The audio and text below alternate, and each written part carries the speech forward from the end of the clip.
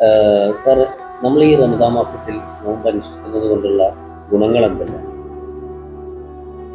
റമദാൻ മാസത്തിൽ നോമ്പനുഷ്ഠിക്കുന്നത് കൊണ്ടുള്ള ഗുണങ്ങൾ സാറ് ചോദിച്ചാൽ, സത്യത്തിൽ റമദാൻ മാസത്തിലെ നോമ്പനുഷ്ഠാനം കൊണ്ട് നമുക്ക് 3-4 കാര്യങ്ങളാണുള്ളത്. ഒന്ന്, നമ്മളെ ഈ കാണുന്ന ശരീരം ശുദ്ധിയാക്കുക എന്നുള്ളതാണ് ഒന്ന്. 2, നമ്മുടെ മനസ്സ് ശുദ്ധിയാക്കുക എന്നുള്ളതാണ്. 3, നമ്മുടെ ആരോഗ്യം മെച്ചപ്പെടുത്തുക എന്നുള്ളതാണ്. ഈ 3 കാര്യങ്ങളും കൂടി കിട്ടുന്ന ഒരു ആരാധനാ മുറയാണ് എന്ത്? റമദാൻ മാസത്തിലെ നോമ്പ്. ഇതിൽ നമ്മളെങ്ങനെയാണ് നേരാവുന്നത്? റമദാൻ മാസത്തിൽ നമ്മൾ ഏറ്റവും നന്നായി പ്രാക്ടീസ് ചെയ്യേണ്ട ഒരു കാര്യമാണ് സെൽഫ് ഡിസിപ്ലിൻ എന്ന് പറയുന്നത്. സ്വയം അച്ചടക്കം. സ്വയം അച്ചടക്കത്തെക്കുറിച്ച് പറയുമ്പോൾ, ഓരോ രക്ഷിതാവും സ്വയം അച്ചടക്കം പ്രാക്ടീസ് ചെയ്യുമ്പോൾ ആ രക്ഷിതാവിനെ പിൻപറ്റുന്ന കുട്ടികളും സ്വയം അച്ചടക്കം എന്ത് ചെയ്യും? പ്രാക്ടീസ് ചെയ്യും. 1960 ഒരു സൈക്കോളജിസ്റ്റ് നടത്തിയ ഒരു എക്സ്പെരിമെൻ്റ് ഉണ്ട്, മാഷ്മെലോ എക്സ്പെരിമെൻറ്റ്.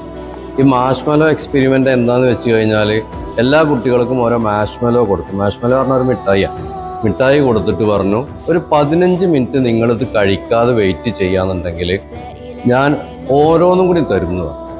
അപ്പോൾ പല കുട്ടികളും വെയിറ്റ് ചെയ്യുകയും പല കുട്ടികളും ക്ഷമയില്ലാതെ ഇത് കഴിക്കുകയും ചെയ്യും.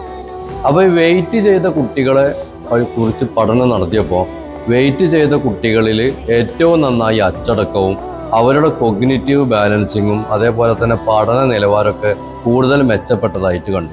ഇത് സത്യത്തിലൊരു ഡിലേഡ് ഗ്രാറ്റിഫിക്കേഷനാണ്. നമ്മൾ നോമ്പ് നോൽക്കുമ്പോഴും പ്രധാനമായിട്ട് ചെയ്യുന്ന ഒരു കാര്യം അതാണ്.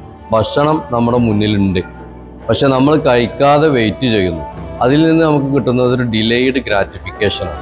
അത് നമുക്ക് സ്വയം അച്ചടക്കമുള്ള ആളുകളായിട്ട് നമ്മളെ മാറാൻ സഹായിക്കും. സത്യത്തിൽ നോമ്പ് എന്ന് പറഞ്ഞു കഴിഞ്ഞാൽ ഒരു ഐസ്ബർഗ് പോലെയാണ്. ഐസ്ബർഗ് എന്താണെന്ന് വെച്ചാൽ കുറച്ചേ മുകൾ ഭാഗത്ത് കാണുള്ളൂ. ഏറ്റവും കൂടുതൽ എവിടെ ഉണ്ടാവുക?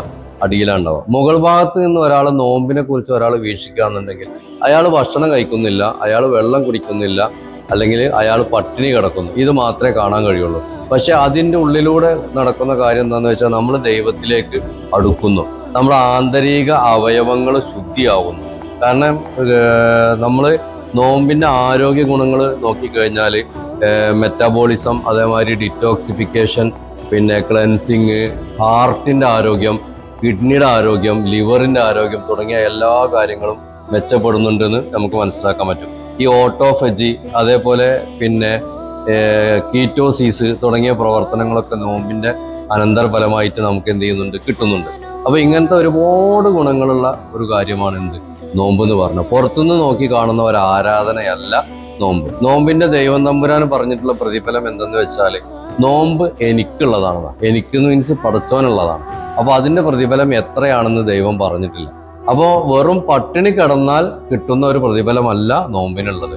അതോടുകൂടി തന്നെ നബി പറഞ്ഞിട്ടുള്ള ഒരു കാര്യമുണ്ട്. എന്താണെന്ന് വെച്ച് കഴിഞ്ഞാൽ, നിങ്ങൾ മറ്റ് അനാവശ്യമായിട്ടുള്ള സംസാരങ്ങളും അനാവശ്യമായിട്ടുള്ള പ്രവൃത്തികളും മറ്റു കാര്യങ്ങളൊക്കെ നിങ്ങൾ ഒഴിവാക്കുന്നില്ലെങ്കിൽ വെറുതെ പട്ടിണി കിടന്നിട്ട് ഒരു കാര്യമില്ല എന്ന് ആര് പറഞ്ഞിട്ടുണ്ട്? നബി പറഞ്ഞു. അപ്പോൾ ഇതൊക്കെ വെച്ച് നോക്കാന്നുണ്ടെങ്കിൽ നമ്മുടെ ജീവിതത്തിലും അതുപോലെ തന്നെ നമ്മളുടെ പിന്നെ പാരത്രിക മോക്ഷത്തിനും വേണ്ട വലിയ ഒരു പ്രവൃത്തി ചെയ്യാൻ പറ്റുന്ന ഒരു ആരാധനയാണ് എന്ത്? നോമ്പ്. നോമ്പ് ഒരു പരിചയാണെന്ന് പറഞ്ഞു. തെറ്റിലേക്ക് പോകുമ്പോൾ തടുത്തു നിർത്തുന്ന ഒരു പരിച. ഇത്രയും നേരം നമ്മൾ നോമ്പിനെ കുറിച്ച് ഇത്രയും നല്ല കാര്യങ്ങൾ പറഞ്ഞു തന്നിട്ടുള്ള അഷ്റഫ് ജമാലുദ്ദീൻ സാറാണ്. നമ്മളെ ഈ വരുന്ന തലമുറയ്ക്കും എല്ലാം ഉപകാരപ്പെടുന്ന രീതിയിൽ സാർ ഒരുപാട് ഉപദേശങ്ങൾ നോമ്പിനെ കുറിച്ച് തന്നു. Sir, thank you very much. Okay, ഈ ഒരു ഇതിൽ പങ്കെടുത്തതിന്. Okay sir, thank U.